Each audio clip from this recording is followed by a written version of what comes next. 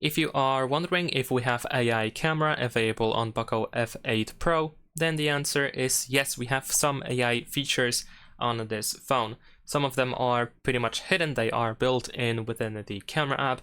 Some of these features are actually available. For example, in the photo mode, if we zoom in using 20x or more, then we have this ultra zoom, which can actually be used with AI. Over here we can switch between auto, AI, and off.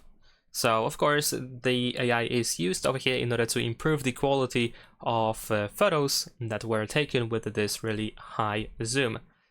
And in addition to that, if we go to camera settings, we can find some AI recommendations, which include, for example, the automatic night mode, which I'm not sure if it is actually AI or not, but let's pretend that it is. We have extended depth of field. We have super moon, which allows you to take slightly better photos of moon if you zoom in using 20x or more. We have the ultra zoom, which I already shown you. And we have the QR code scanner, which I wouldn't really say that it is AI, but whatever.